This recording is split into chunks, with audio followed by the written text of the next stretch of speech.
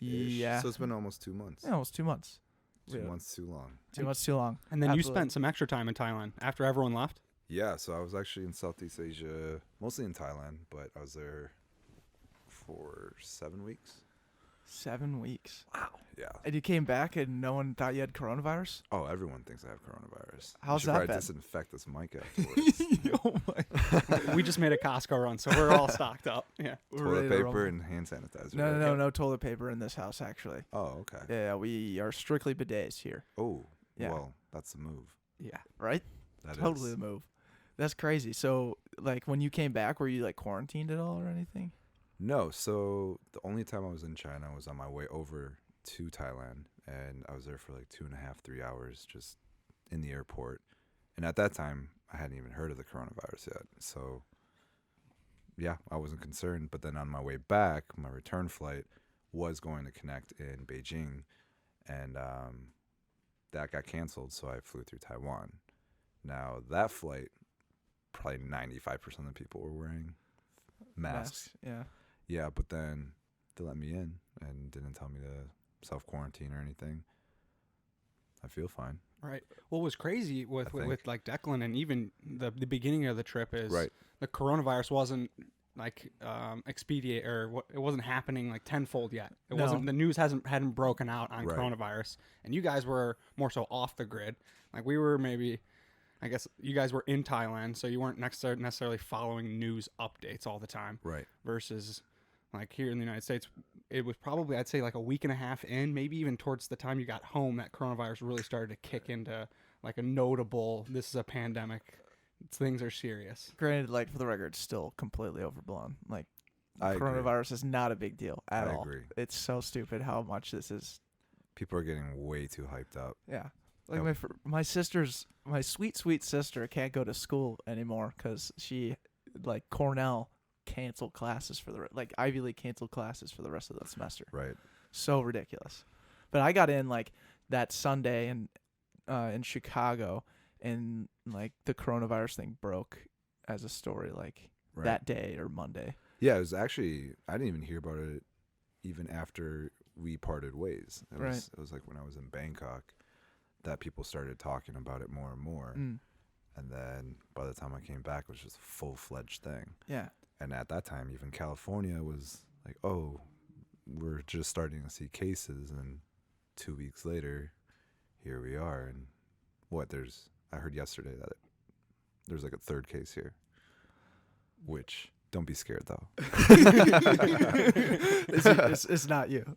We can confirm that to the millions of I people. can confirm that with you, yes. Okay, on live here on the Backpocket, Live. David Chang doesn't have coronavirus. I do not have coronavirus. Yeah. So I guess to give our listeners a little bit of background here, the first time I heard of you, David, was actually from a good friend of ours, Hunter Schweiss, Oh, yeah. who runs Hunter. a fitness company, Mm-hmm.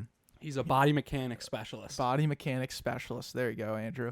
And we heard from him. He was like, dude, you got to have this guy on. He's, the founder of this thing called the Cafe Racers of Instagram. I was like, damn, this guy looks sick. He's got this page that has millions of followers. Go check it out. Cafe Racer of Instagram. Just 1 million. Just 1 million, but Yeah. soon to be. There is a difference. There is a millions of 1 million. Right. Yeah. Has 1 million, but heard of you through that, and then, as crazy as it sounds, I mean, Steve tells us, hey, there's this other guy who runs this motorcycle Instagram page that's going to be joining us in Thailand, just because he's going to be down there for a bike show. And I'm like, oh, I wonder if this is the same person.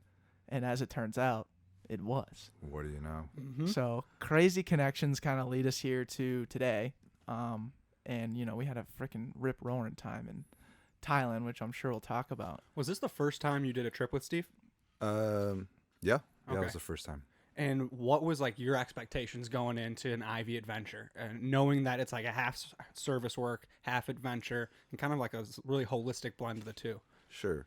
Well, Steve and I had talked about it probably even a year prior to this trip about trying to do something together. And so when I found out I was going to be in Thailand and he was going to be there at the same time, it just worked out. And volunteering, doing some kind of like mission type work is something that I've grown up doing like in high school too. So it's been a long time since I've done anything similar to it.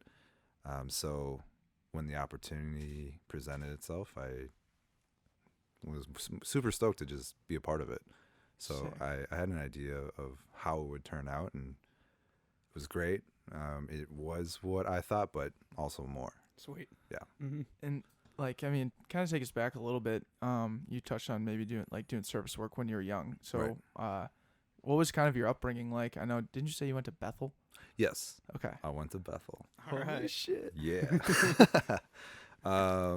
My upbringing, my parents came to the States. They were actually pen pals. And my dad lived in Taiwan and my mom lived in Hong Kong. So they wrote to each other like young. And then after, I believe, college graduation, finally met and decided to come to the States. Wow. Which is really, really crazy if you think about it. That's like old school Tinder, you know? So old. Long-term, old school, dedicated, you know? Yeah. Snail mail Tinder. Snail mail. Swiping right is tough. Yeah, people can't complain. Yeah. But so they came to the States, and then my mother actually ended up becoming an advisor in the multicultural like student department, multicultural affairs, and then eventually became a dean. And but growing up, I mean, they're Christian, and so grew up in church, and they really wanted to expose us to the world. So in addition to going back to visit family in like Hong Kong and Taiwan, we road tripped everywhere in the States, but then they put us on mission trips as well. So I went down to Nicaragua, Tijuana a couple times, Homestead, Florida after the hurricane. So that gave me my first like taste of what volunteering looked like and felt like. In college, we just did a lot of travel, or I guess that those experiences kind of just put in this whole travel bug in me, and just like this desire to see just different cultures. And then from that also stemmed like helping out and volunteering and seeing what good I could do. Mm-hmm. Absolutely. And then how did you kind of tie in your passion for, where'd you find that passion and bug for motorcycles? So motorcycles, I wasn't allowed to even talk about them in high school or up till high school. And then I went to college and made some money and just decided to pick something up and just show up at home with it. And that was how my mom found out, hey, her son has a motorcycle, and I just went for it. Was she pissed?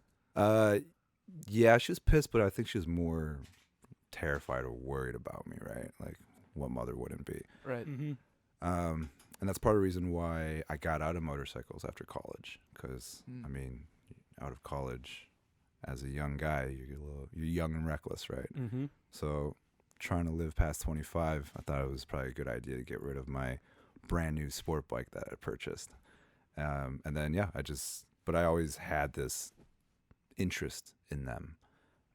At an early age, rode them, got rid of it, and then sure enough, caught the bug again, and here I am running an Instagram page. What was life like between that without the motorcycle? Did you have the tendency, like, you're always thinking in the back of your mind, like, I'm missing this, I'm not Right. fulfilling my need for these motorcycles? Yeah. Well, before motorcycles, it was cars. So luckily, I still had cars available. But you can't really. The two are very different from each other. They're both enjoyable, relaxing, therapeutic, whatever you want to call it. But on a motorcycle, you're more involved. You feel it a little You more. feel everything, yeah. And like the build outs of those are a little different. more unique too. Well, you to a have the certain degree. ability to do more because you have less to work with. Yeah, I just remember like I literally learned how to ride a bike for the first time when I was with you Right. in Thailand. Great Like, job, by the way. Thank you. Which was a crazy day. We went on. It was me, Steve, Chang, David Jonah, Stillman, and we all went. And it was like I'd never ridden a bike before, and I was trying went to the shop to rent the bike, and we're like trying to make sure I can get out of first gear. Right. It's just so the guy who's renting me the bike doesn't like see that I literally don't know how to ride a bike. So I got a couple times like at the village the day before, like getting out of first. Which to explain to someone, it's like driving clutch, if you've ever seen that, where like the clutch engages your gears. So like you're having to rev and get your car and get your bike moving at the same time you're releasing the clutch. So it's this weird like dual movement that's hard for. It's like a multitask, honestly. Mm-hmm.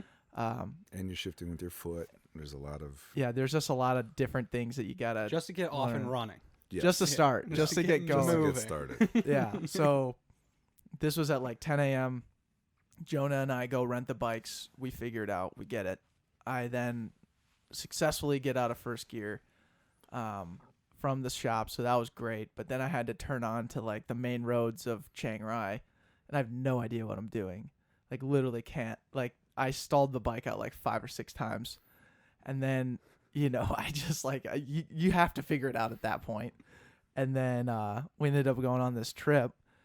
And I started to get the hang of it. Like we're starting to drive in open roads. I'm starting to like get into 3rd, 4th gear, which is like when you're talking about why motorcycles are just amazing. You're so involved because you're behind like the speed and power of that thing. Like when you feel your engine like running out of power, clutch in, get to 4th gear, burn, just keep going. You burn even more power. So I was like, wow, that's amazing. And then I ended up like crashing a couple times. I flipped the bike on me. And the soles fell off of your shoes. Yep, the soles fell off my shoes, which was nuts. I broke my brand new Nikes that I got that same day. Granted, they're $4, but And they could have been secondhand. So They could have been second. they were 100%. They were 100% secondhand. maybe even third. There's no doubt about it. But yeah, man, that was just one of those days where I was like, literally going from like not knowing anything to then. It was very impressive. It was fun, man. I was nervous for you because it was not just like an easy cruise either. It was just we were off-roading. Right, and you're the Jedi Master at that point, so like you kind of have like ownership over accident because you're the one that taught him necessarily. So Right. like your heart's racing, and you Right. got reckless deck over here, Right. like free ball on it, trying to figure it out. It was nuts. He But did yeah, good for yeah. you are the Jedi Master though. Like you had your nice custom And you're my helmet. Padawan. Dude, it's literally what happened. Literally what happened. But sorry, that was like tangent story. I had to talk about it. But you know what the feeling is like, with motorcycles. Now Just that I like, know, now it's that like you've had that experience. yeah, it's like now I just want to continue to do that. You know? should. Summer's coming. Oh God, I know. But that's the thing. I can't ride year round, so I don't know if like buying a bike would be worth Sure it. you can. You can avoid the coronavirus by riding. Just always moving. Yeah, just just out be a running. nomad. Yeah, just be a nomad. Avoid. Yeah. Is that what you were kind of Avoid, doing on avoid. your bike trip? Because you just got back from a bike trip out in. Well, yeah, Thailand there and was. whatnot. I did a lot of riding. Okay. Yeah. God, what's it like just riding around with like your life in your? It's on your very bike? liberating. It's, Really? Yeah, because you realize the more and more you travel, how little you need to just live, right? And you also realize how much stress you kind of impose on yourself. So usually when I come back, like the first 2 weeks are just super depressing for me. Because I'm like, great, I have a stack of envelopes now, which require me to pay, them, like all these bills, all these things that I don't necessarily need. Like I don't need my Netflix account too, right? Like there's so many things that you just realize you can trim the fat and you can just live a very happy life with minimal stuff. Mm-hmm. So on a motorcycle, I don't know. That's why I really like it, and that's why I did it throughout Southeast Asia, because riding over there is also very, very different from here. Like you don't have convenience stores everywhere and nice rest areas or whatever. It's just oftentimes it's kind of sketchy, Mm-hmm. And you were there for 7 weeks this last time, Yes. and you were with Deck for about 2.5 of that. Yep. Can you walk me through kind of like just the whole rigmarole of like stops that you were hitting for those 7 weeks? Yeah, I mean, I can give you. So this is how it went. I originally was going because last year I went to Thailand with a tour company, and just through me sharing on social media through my personal page, I had a lot of friends say, if you do this again, please let me know. I would love to join you. Dope. So when the year came around, the tour company approached me and said, do you want to do your own group? It just was pretty straightforward. So I was originally going out for that. Then coincidentally, or serendipitously, whatever. Synergy. synergy. Yes. Yeah, I had a show in Bangkok, motorcycle show in Bangkok, reach out to me and ask me if I wanted to be a judge, and that was a week prior to this tour. And then I talked to Steve, and he told me, "Hey, I'm going to be in Thailand doing this volunteer trip." So then that became the first part of it. So volunteer, judge, tour, and then see what happens in Vietnam. So yeah. That's so sick. Also, real quick, when you were the judge at this bike show, I mean, let's not get away from the fact that they had billboards of you That was a trip. in downtown Bangkok, which was so nuts. It was strange. You look great. Well, thanks. What were the billboards saying? Like, Judge David Chang is here. Yeah, I don't know. JJ, you saw it, right? It was, Yeah, I saw it. It was we went to the mall together and you were in there. oh yeah. And we took a picture with us in it. Yeah, that was, What was it? It just said your name and what you do, it's right? media, biker, journalist, and Yeah. something. It was on rotation, but it was Yeah. still pretty badass. Yeah. That's Okay. killer.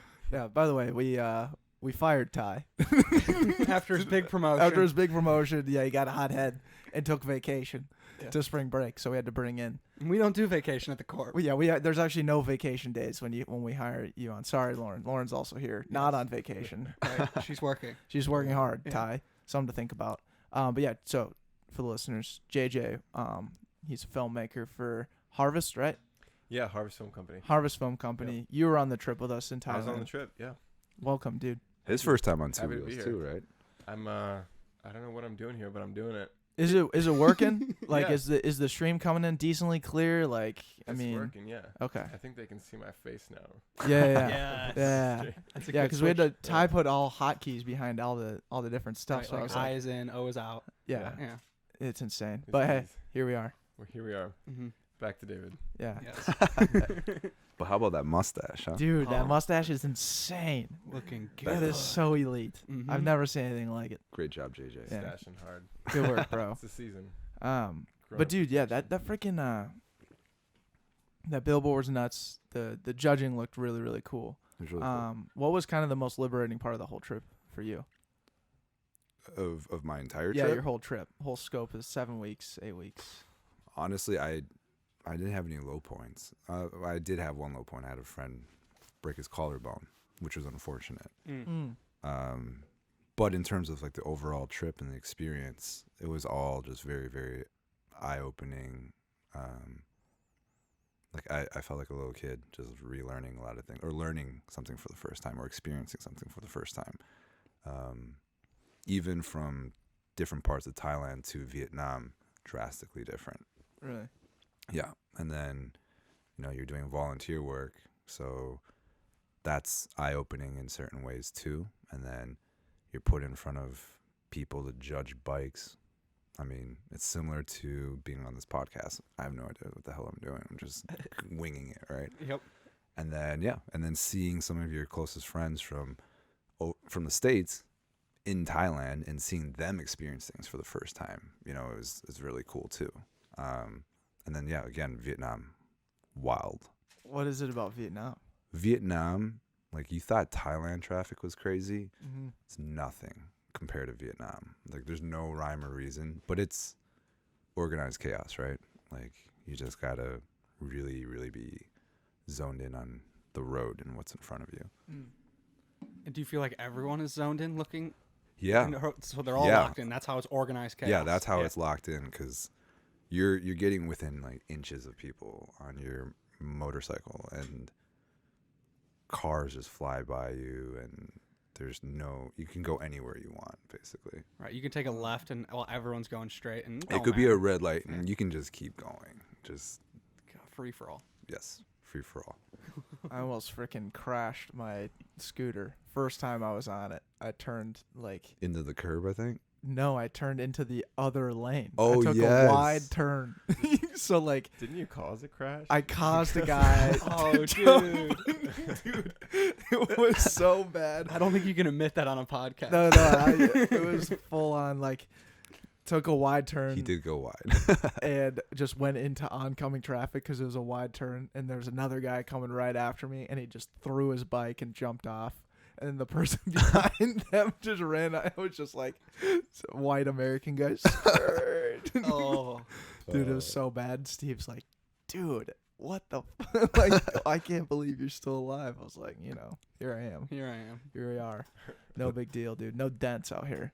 No dents for Decky, Thailand. Too good. Too Yeah, good. Is it's there insane. something that like when people bring up that trip, just specifically the Thailand aspect, it was your first time doing an Ivy Adventures? Is there some story or something that you like to share, like right off the bat when someone asks, how was the Ivy Adventure aspect of your Thailand or your experience in Southeast Asia?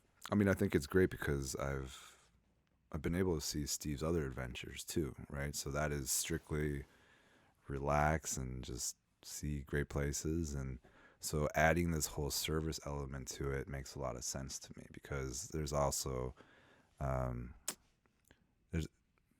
it's really rewarding to be able to do good, right? Mhm. And I would rather go on a vacation where I'm also making an impact rather than just laying out on the sand all the time, personally, right? And so it's cool to see Steve offer that as an option and also open people's eyes, right? Because just because I may think that way doesn't mean everyone thinks that too, right? Like, and oftentimes it's not an option for people too, right? Like when you plan a vacation and you're like, oh, I'm gonna go feel uncomfortable and go do something for people I don't even know if I can communicate with them, So I think Steve does a great job through Ivy with this being the first one, it was great, and I think all the people that attended have the same sentiment too.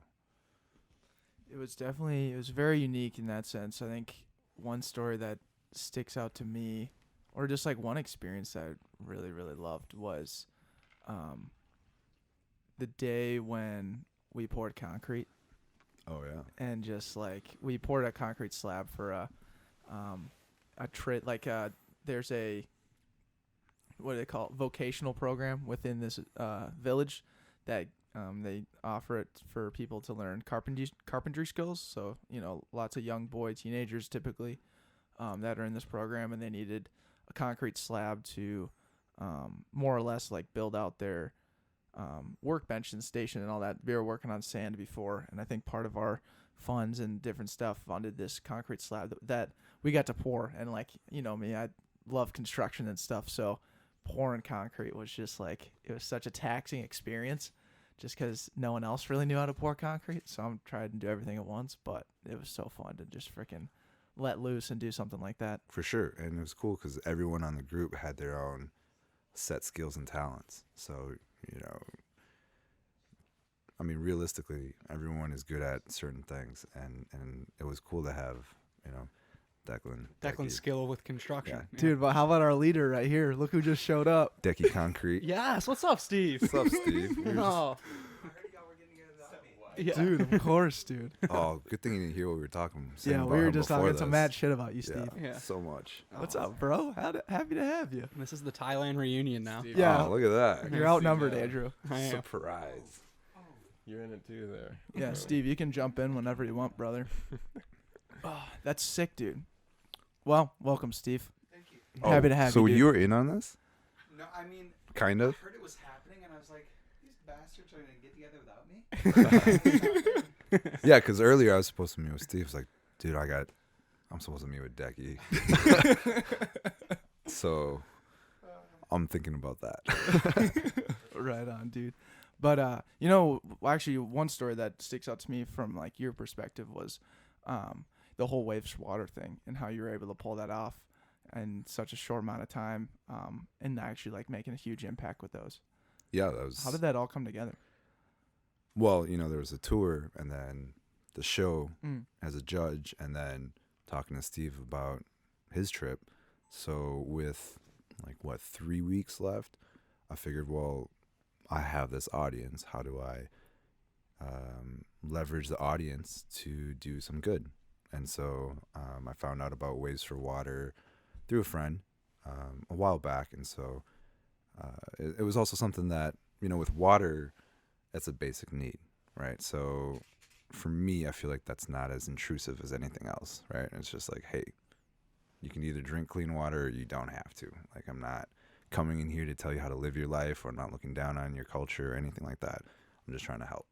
So it worked out where I reached out to the founder. He was on board. We did a social campaign, reached out to some product sponsors, and got people donating. And within, a little less than 3 weeks, we were able to raise enough money to bring 55 water filters to Thailand. And so it's cool because we got to see firsthand the impact of those filters. And such a simple device, can provide 100 people clean water for up to 5 years. It's pretty damn impressive. Yeah. So damn cool. Because I mean, there's videos that we have of water that's like literally shit brown, and you put it to this water filter and like squeeze it, and then it squeezes out clean fresh water. Mm-hmm. So these things are like legit. It's pretty damn cool, man. Yeah. And having all those like kids out there now having, I mean, we gave a bunch of them to them, right? Oh yeah, I think I left Sick. Project Justice like at least 30 plus 40 of them. Damn. Yeah. That's so rad. Yeah. That's just so cool, man. I think it's And they're bringing them out to different villages and implementing them. So it's really Sweet. cool. What's the lifespan on one of the filters? 5 years. Oh, sweet. Yeah. That's awesome. Yeah. So you can continue to clean them, and they can be used over and over again. It's just a gravity fed filter. And right. yeah. How did you I guess we should have asked this question maybe earlier, but we'll ask it now. How did you build like Cafe Racers to what it is today? Because someone looks at 1 million, one single million followers on Right, Instagram, and single that's M. like that just seems like a daunting task or a daunting thing. How did that all kind of come together? Well, part of everything that's happened has been very natural. I started the page up just because I was trying to get in some social media work. I was a health coach for a while and got burnt out with that. So, How long were you a health coach for? Officially, I don't know. I don't even know what officially means. That was like 2 years. This is like out of college? Yes. Okay. Is this Well- why you have Well, such like past a college. godlike body? Just I learned a lot while health coaching. Yes. okay. So Like health coaching, like fitness and fitness. nutrition. Yep. Okay. Yep. Okay. Sleep. I got tired of that though, because a lot of people that I was working with at the time just weren't that motivated to like make changes with their health. Got it. So that can get a little draining. Yeah, you're pouring into them, and they're not pouring into themselves. Right. That's Exactly. So I figured social media, something that, I always wanted to do some kind of advertising, marketing. Social media was on the up and up, I guess. Mm-hmm. And in order for me to show people I had experience, everyone was asking like 3 to 5 years of social media experience. At that time, I'm like, I don't know. I don't blog, but I know how to use Facebook. I guess I know how to use MySpace, but like, what good is that? How do I show people my experience? So I actually grabbed happy hour with a friend who actually just started Dogs of Instagram, and grabbed happy hour with him. Whoa. So That's the yeah. same person. in Minneapolis, so maybe that's someone that That could be. that could be a plug. someone. That could be a a plug. Yeah. Yeah. So yeah, just through drinks, he told me, hey, just choose something that you're really comfortable with, something that you're passionate about or you have an interest in. And Cafe Racers, motorcycles.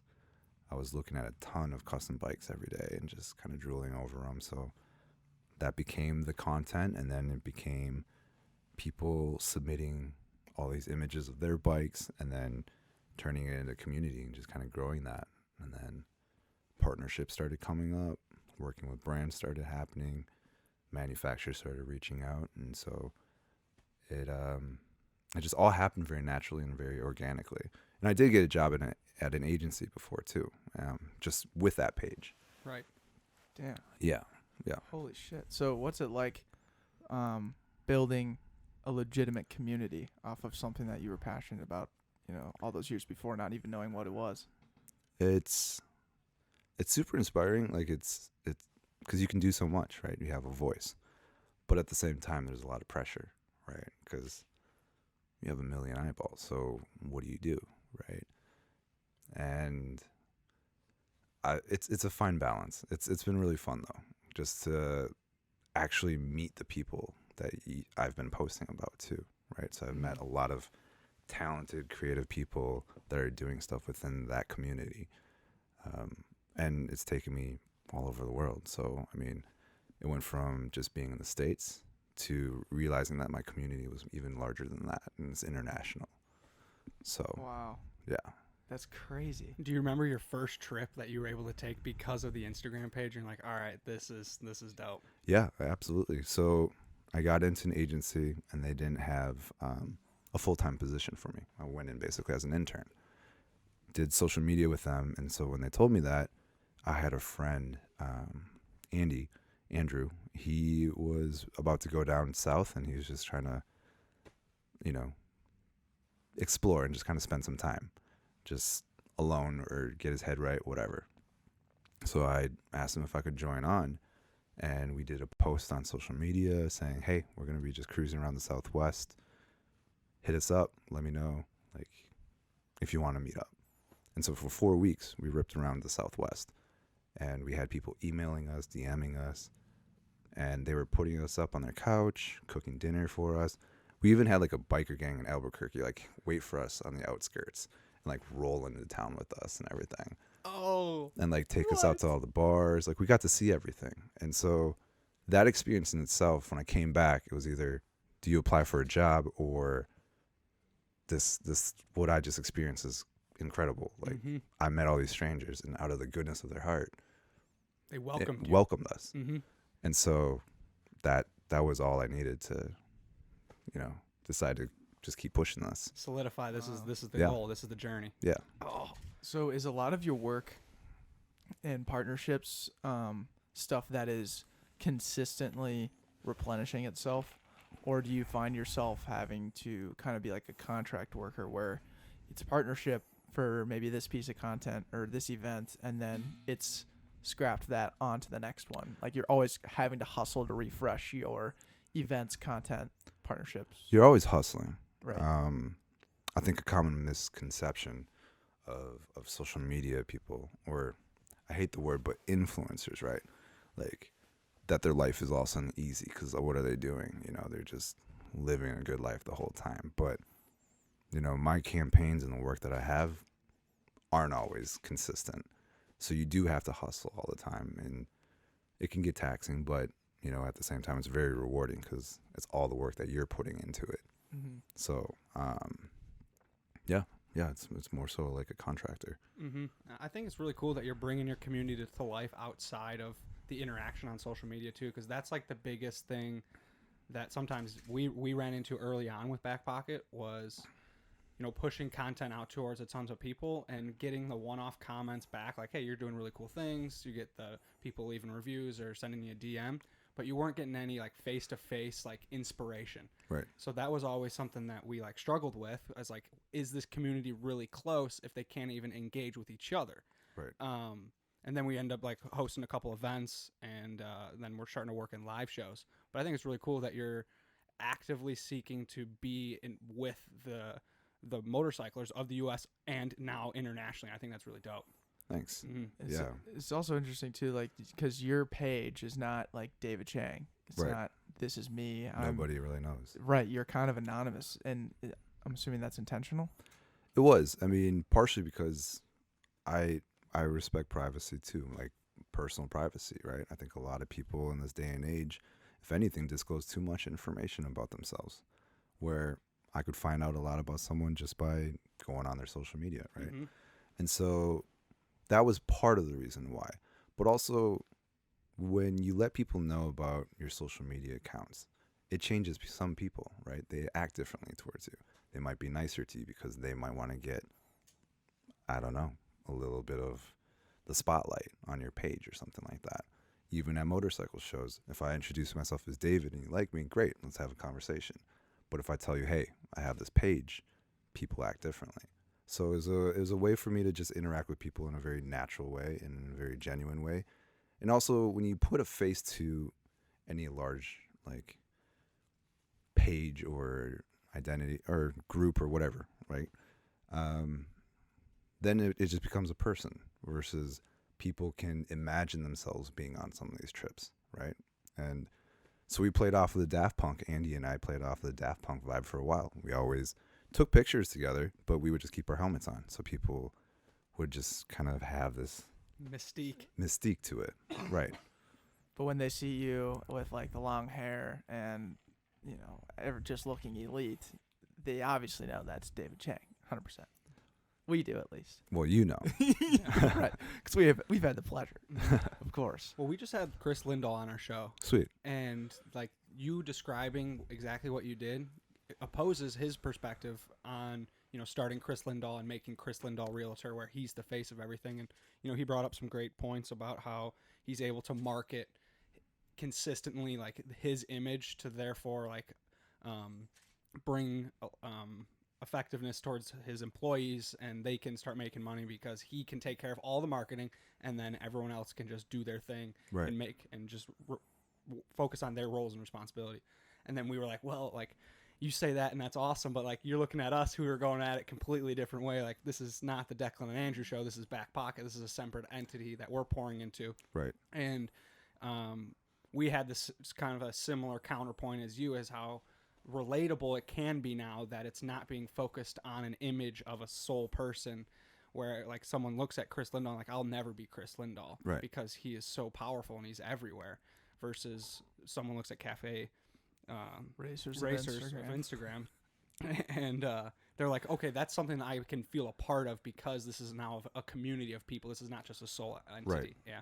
Right. It's a group of Something people. they can just belong to right away. Right. And you brought up something earlier too, like the whole idea of influence. Right. I think going back to the Thailand trip, one of the things that was mentioned like first day was talking to one of the owners, or one of the guys who runs Project Justice, the Mhm. company that we were working with.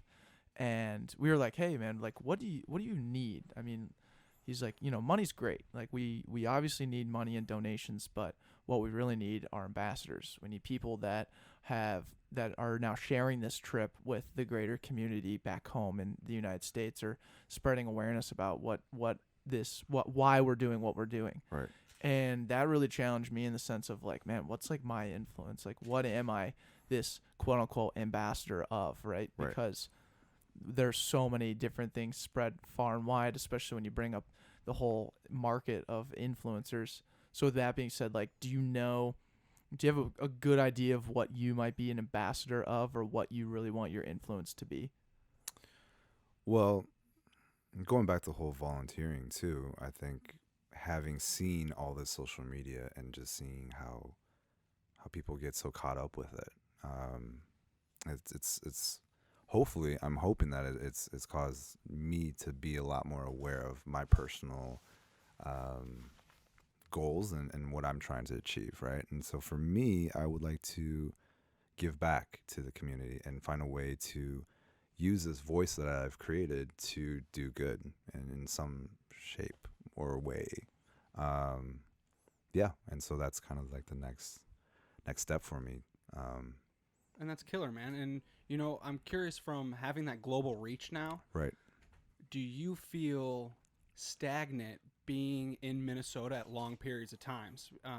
And sometimes, to give you a little preface, like sometimes Declan and I feel like we're stagnant because Right. we're staying in comfortability being here in the Twin Cities. Mhm. And Minnesota has a tendency to have this outside perspective of, you come to Minnesota, you live in Minnesota, you're staying there forever. You stay forever. You right. stay forever, and you only interact with people from Minnesota. Right. So I'm curious, do you feel like you're being complacent when you're staying in Minnesota for a long period of time and not having that reach that necessarily you want?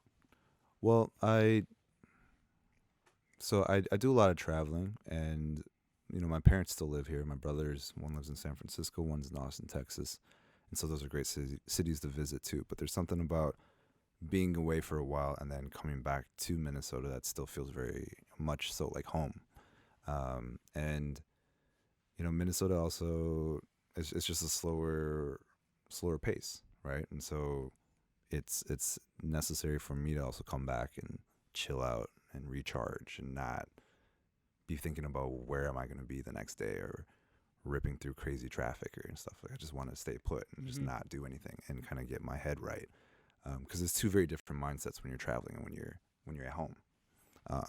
So no, I don't really think I feel complacent when I'm in Minnesota. I think a lot of work gets done when I'm in Minnesota that I'm not able to do when I'm 7 weeks in Southeast Asia. Like I have a lot to catch up on now. Yes. Could Yeah. you have gone longer in Southeast Yeah, Asia? I think I could have. This trip was for me a test of how long I could be gone, Gone for. right? And originally I was going to even shoot for 3 months, but my parents were going to Hong Kong at the time before this whole outbreak happened. So I came back early so that they could go. And part of me even thought about just staying there for another month when they told me they weren't going anymore. But I came back. Mm. Yeah. Yeah, that's fair. I feel like part of me, like when I, having been in Thailand and experiencing like that lifestyle for that short amount of time, there's a part of me that was like, man, I could do this like every day. But then it also comes back to the sense of like, I really don't know what that time frame or that time, Right. that sense of time more or less would even look like, because it is kind of nice to have like a home base of like a Minnesota that is very, at a pace that you can basically operate without even thinking about. Right. And that just gives you so much time for your mind to explore and think. But For I also sure. feel like that's kind of the problem. And what Andrew's getting at almost is like you have all this time to think about and like plot and plan and like, oh, I want to travel here. Oh, I want to travel there. And that all those options look so great that like they're so extraordinary that you kind of just forget about your quote unquote average life here. Sure. But there's a lot of value in that. Like there's a Right. lot of value in hanging out here, getting your shit done, being with the people you love around here. I mean, it's pretty awesome. But God, that the traveling aspect of like is just so enticing. It is. I mean, I'm still stuck on it. So, Mm-hmm. but Minnesota again is a great place for me to recharge and just kind of regroup and figure out what my next plan is.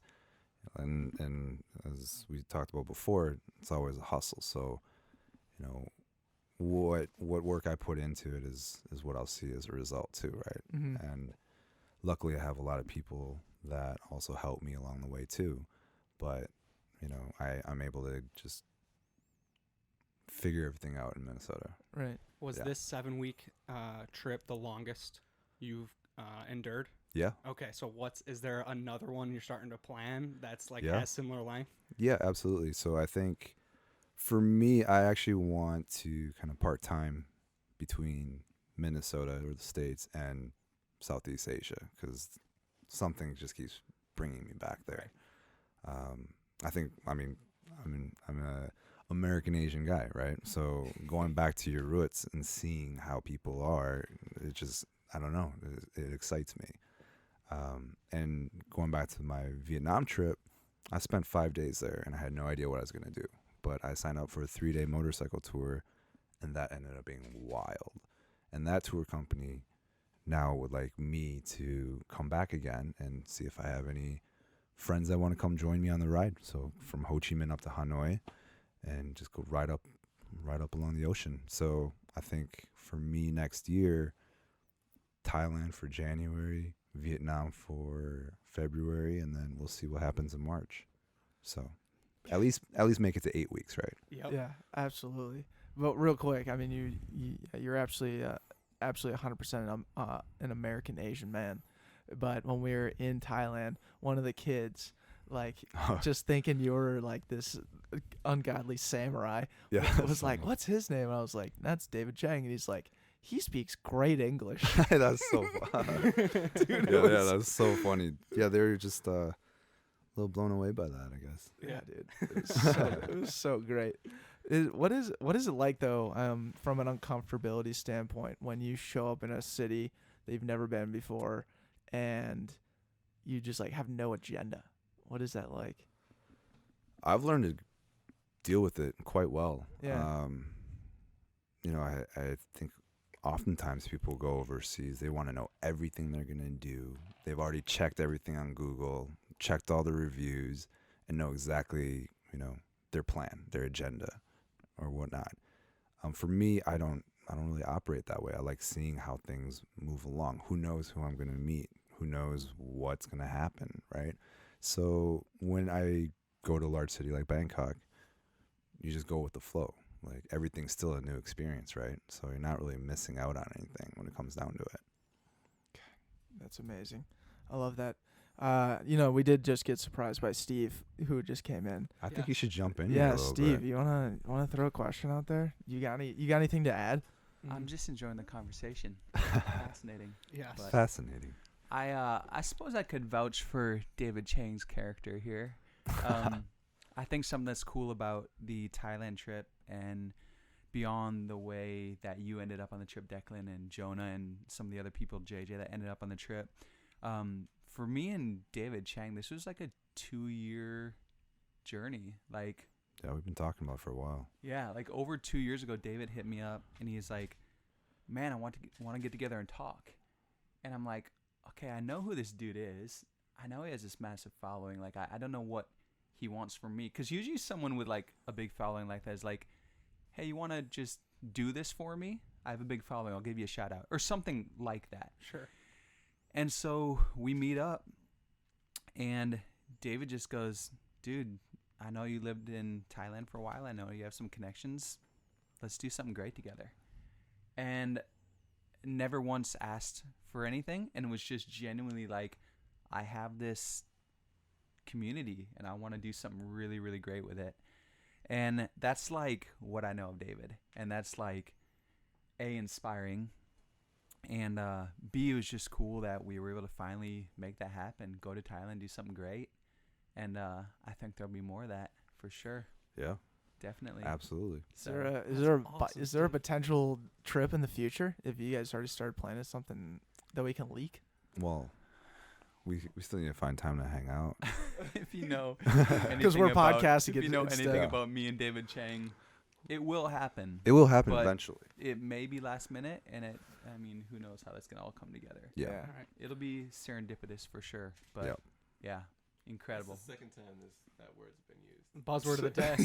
Yes. the Serendipity. podcast of serendipity. Look at all of us here. Look at this. That's actually insane. Co-mingling. Yeah, it's that.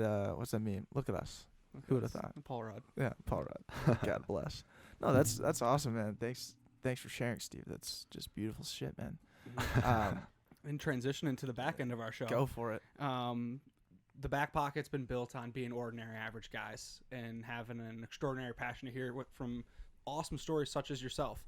So I'm curious, from your standpoint, as ordinary, average guys who kind of thrive off the average quality, David, what would be your average quality? Thriving off of average quality. I don't know. Could I almost like get an example? Yeah, so to give a little context of what the average Sure. quality means, Sure. it's something you deeply care about, Okay. and it could be your biggest passion, but you always have like just a little bit more of an expectation of yourself, and you might look at it like, oh, I'm average at this, but I'm continuing to grow at it every day.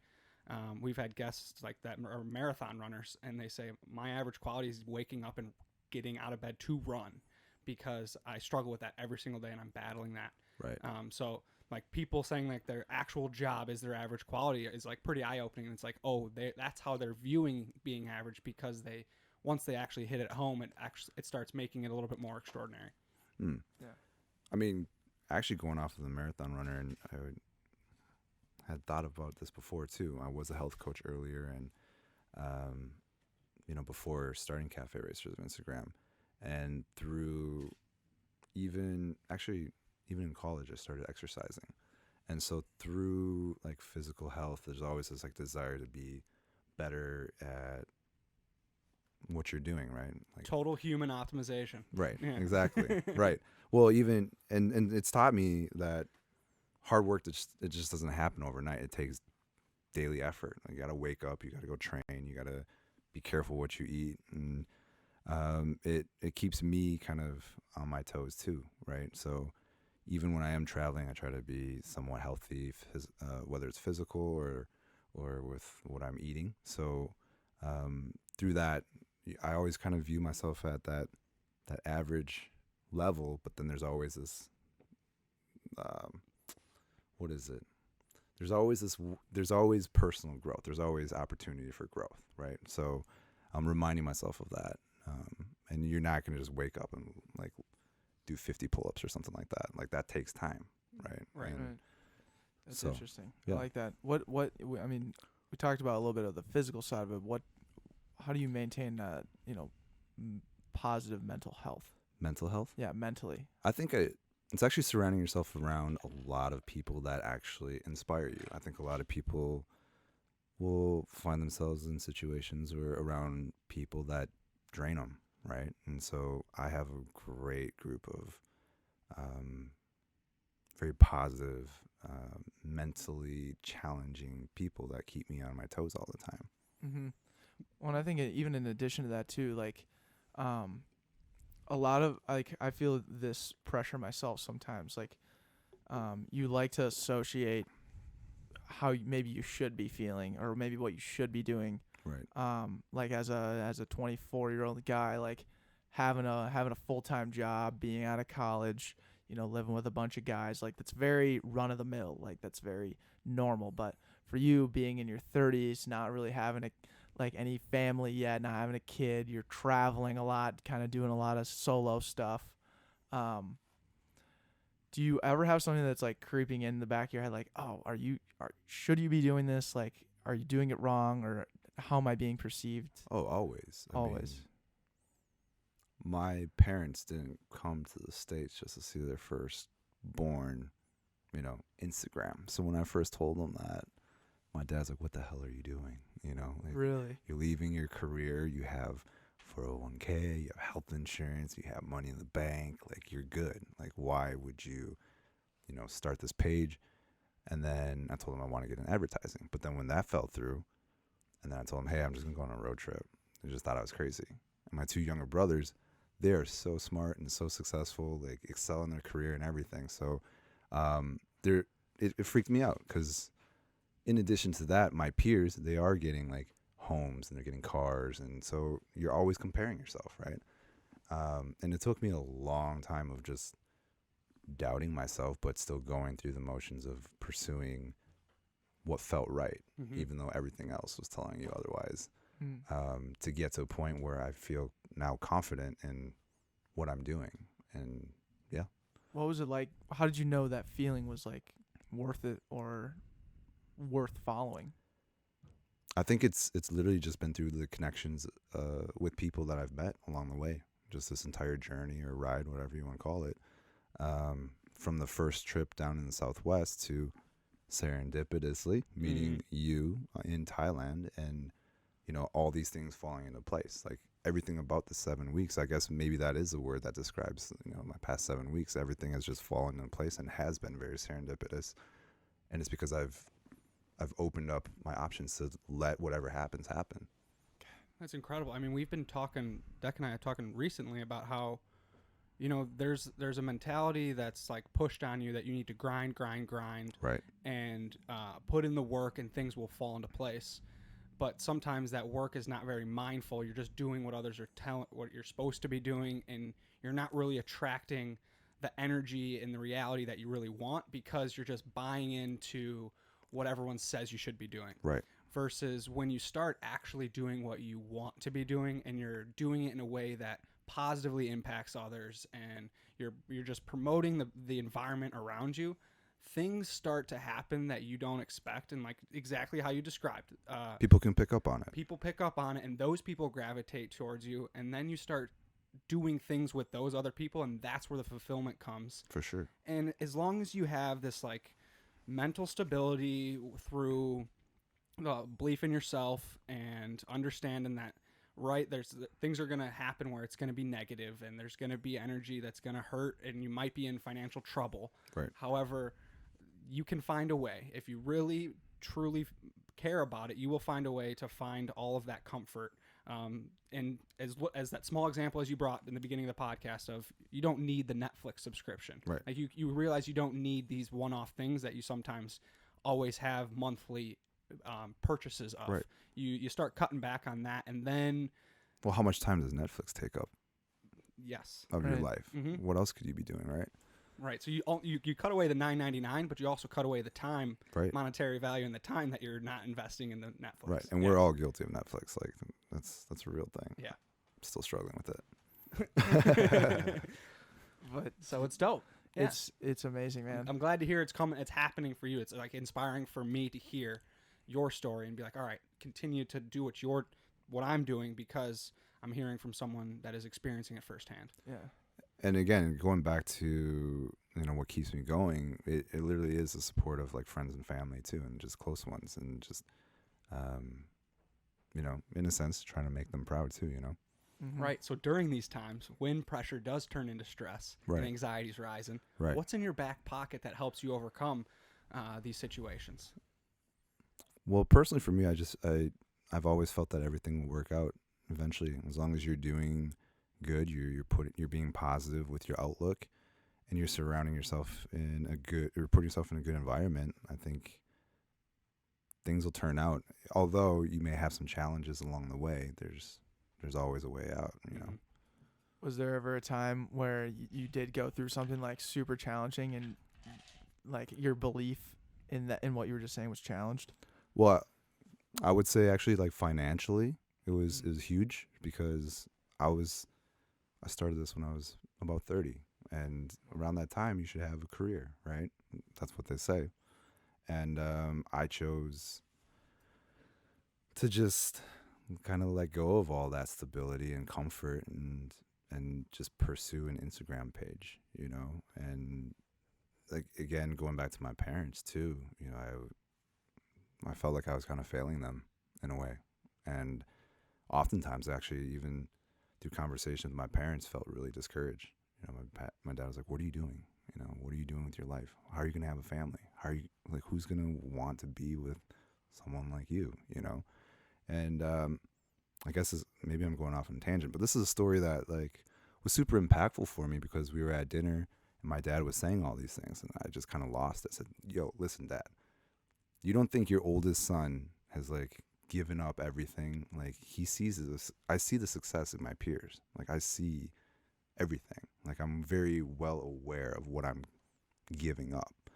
And, your oldest son is, like, pitching big companies, not really knowing what he's doing, but he's just going after something that he's passionate about. He has an idea and he's trying to pursue it. So why are you hating on me for that?" Like, and the reason why I'm a hustler, it's partially because of you guys. Like, you guys were pen pals, and you guys came to, like, the States and then decided to start a family, and you guys are the only ones over here on both sides. Like, and this is what you had, and now you're, like, questioning, what my motive is and what the direction of my life, right? But what was really impactful, 2 weeks later, I left and just didn't really talk to my dad for a little bit. Bad terms. Bad terms. Mhm. Bad terms. But my mom told me to come back, told me to grab some dinner. And he wasn't home. He was working. And she says, "Your father's your number one fan. Like, he fully supports you. He just doesn't know how to tell you. It's just how it is. He's Chinese. Like, it's just there's a gap between you two."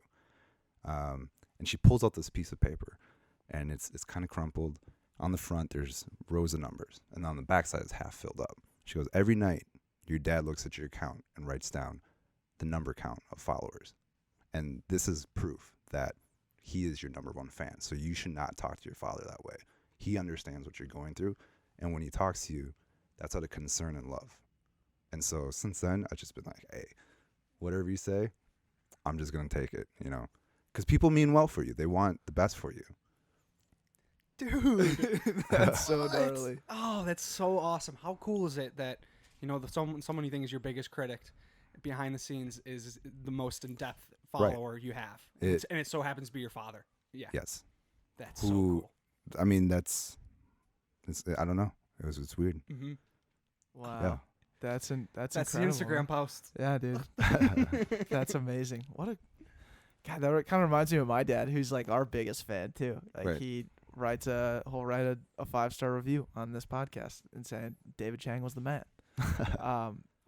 But it just goes back to show you, like, no matter what, your parents will kind of always love you. They're always going to be there for you. Right. And while there is strife and while there is Right. a lot of, uneasiness around watching their firstborn grow up, Right. they're still going back to the drawing board too, just like you are. Mm-hmm. Like, when I told my mom recently that, like, I really want to be a comedian, she's like, "What do you mean? Like, Declan, why are you losing all this sleep going to open mics?" I was like, "I want to be a comedian." And she's like, "Okay, but, like, you're valuing, like, that over sleep? Like, you're not even that funny." And I was like, yeah, it's kind of a good point. And so all my a lot of my jokes, a good side joke after people laugh of what I say, I'm always like, yeah, my mom doesn't think I'm funny. It's always great to add that in. Yeah. But it's just one of those Absolutely. things. It's like, does my mom like really not want me to get into comedy? I don't know. Like, I'm not really worried about And that. it's one of those things where they just want to see you happy, right? Right. So, I mean, she's probably gonna go to the show one day and be like, "Dang, he's actually funny." I don't Most like. of the time, Yeah. Most you of the know. time. I'm really uneasy about his Jesus joke. But I like everything else. Mhm. God, that's super cool. Does she man. know that you want to ride a dirt bike? So that was the other problem, right? No. Was that I told her about our dirt bike trip in Thailand, Oh. and she was like, and I didn't tell her I crashed. Yeah, I yeah. didn't tell her I lost the soles. Actually, she died laughing at that video of me kicking the soles. Of my shoe. She's like, "What the hell happened?" I was like, got into some trouble. But like, just she was like, and I was like, yeah, I really, really do like dirt bikes. Like, I really want to like buy one of these days. She's like, please do not buy one. I was like, not gonna have this conversation again. It's one of those things. Like, if you go dirt biking or skydiving or anything, never tell your mom before. Right. That's guidelines. So you're not just gonna stop. Yeah, you can't do that. Right. No. Yeah. So yeah, we'll see. The parents, they're your rocks. You're in your corner. Yeah, We love absolutely. our parents. We're a pro mom podcast. We're very pro mom. Don't have her come after me though. It was an IV trip, so Right. Yeah. right. Right. We direct Go all. find Steve. Yeah, Steve is kind of the cohort of this whole. He planted that seed. He did very much. That's a Steve seed. Yeah, Steve's great with moms. Yeah. Speaking of the Ivy trip, though, we have JJ here. JJ, I'd like to give you a little bit of time to ask a question or two, brother. Yeah. David, I was thinking like everyone kind of desires the role of an influencer, or as much as you might hate that word, I'd say I do. you are an influencer. I mean, the modern definition of it. I think you're one of the good ones, but what would be like your warning tag kind of attached to that desire to be an influencer? Like, what would you say to people that would like say, oh, it's so glamorous and everything? What would you warn people of that?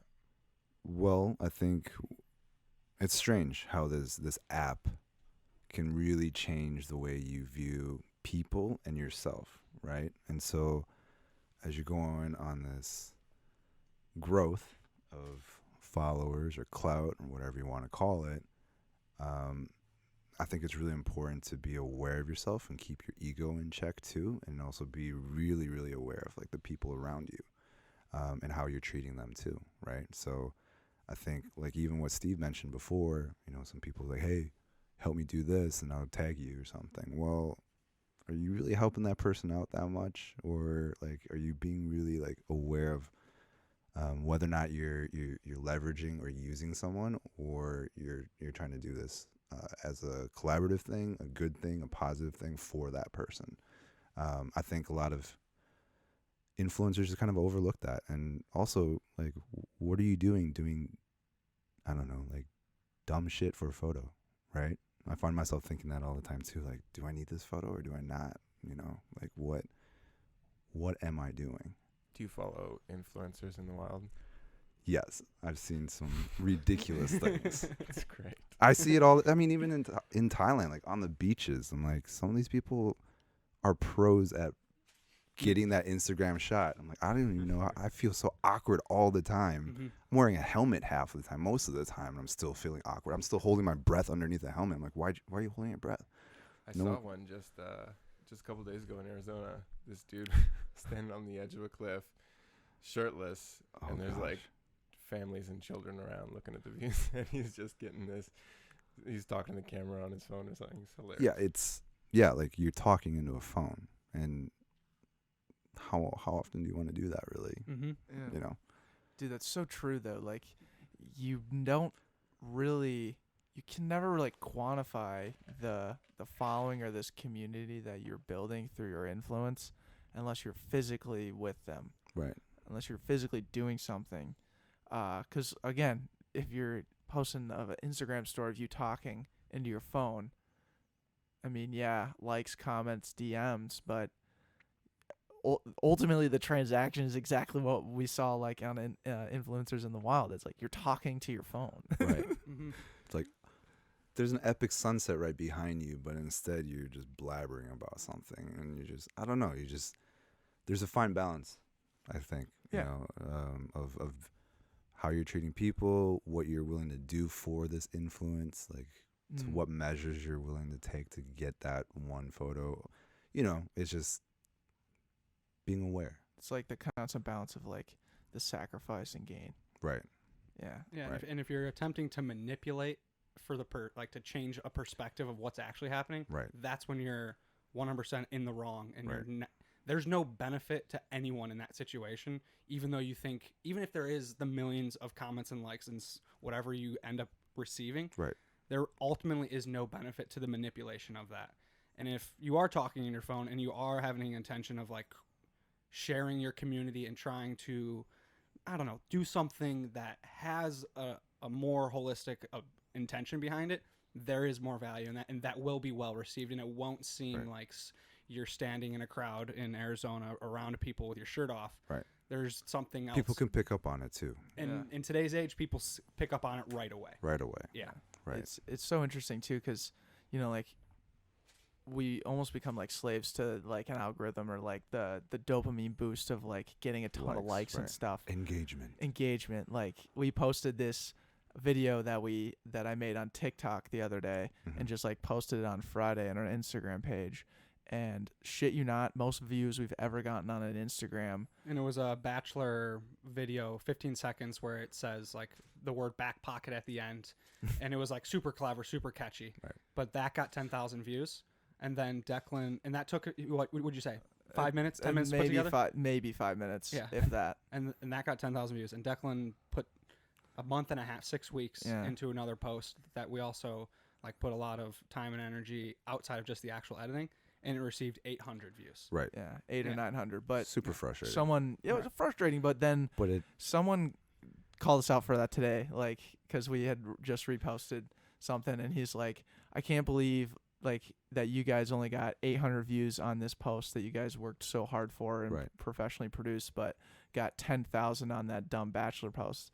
And I said, dude, like the impact is just totally different. Like we just hit 9,000 probably other people that have never seen our page, never known what we are for the first time, and we Right. got to make a positive impact and make them laugh. right. Then we turn around the next day, put out a really highly produced piece that unpacks what the hell Backpocket is and what it means to be average and why it means to be average. And yeah, it only hits 900 people, but you look at the DMs, the text messages, the organic responses of the people who knew us. That post was intended for those people, Right. and now we're making an impact on those on literally 900 or 800 people that saw it. It's a more concentrated group. Exactly. Mhm. And so like that's kind of what we realized was like there's a different piece of value that you can take from anything that you post. Right. Instagram is just kind of a tool. TikTok is just a tool. Twitter, Facebook, any of these are just tools to reach people. LinkedIn, all right? Yeah, we got to talk about Oh yeah, LinkedIn LinkedIn. because that's our Techie highest LinkedIn. performing. That's our highest performing platform. You Yes. know, Right. as crazy as that sounds. Hmm. But it's all about impact, and I think that's what Andrew and I like. I don't even really check how many views we get on videos. I don't really check how many likes a certain post. Like I'll recognize it. I'm like, Mhm. wow, that posted well. Good for us. We Mhm. impacted more people. But ultimately, like I look at what we do outside of this studio. I look at the things we do outside of our Instagram page. Outside of all those things, that's what makes the impact. Yes. And what Right. continues that impact is our challenge question. Mm. And that's what helps guide the next step for Backpocket. So I'd like to ask you, David Chang, is there someone you'd like to see on the Backpocket? I was thinking about this. That's there's good actually- that you were thinking about There's it. two people that have really helped me out and are good friends. There's Ahmed, who I grab happy hour with, Dogs of Instagram. Yes. And then there's my buddy Spencer, who started Soda Clothing. Mm. I met him really early on. I just asked him, hey, you want to throw me a t-shirt? Well, and I'll get some photos of me ripping a motorcycle out to Taylor's Falls. So we met up, and then we decided to just keep talking. And from that, you know, he was just running his business out of the attic of actually my current apartment. He's now turned it into the success story that it is now. And so, very humble guy, really smart guy, and I think he would have a lot of insight. Dope. Challenge accepted on Challenge- both fronts. Yeah, no, Yeah. that's absolutely killer. Final question? Yeah, What let's are get you- to it, yeah. Dude, Yeah. final question. Very simple. What did you learn today from the time you woke up till the time we're recording right now? Just today. Just today. Mm-hmm. Oh man, What'd you do today? what did I do today? I really didn't do much. I just kind of Such an influencer thing to say. yeah. I yeah, such an influencer thing to say. Took my detox tea, did some crunches. What else could I do? Took some selfies. Cafe 20 for 20% off your detox Yeah, tea. yeah. This is where I throw in my sponsors, right? Right, yeah. Plug them Perfect, plug 'em perfect. away, dude. This camera, Took my this camera. protein shake.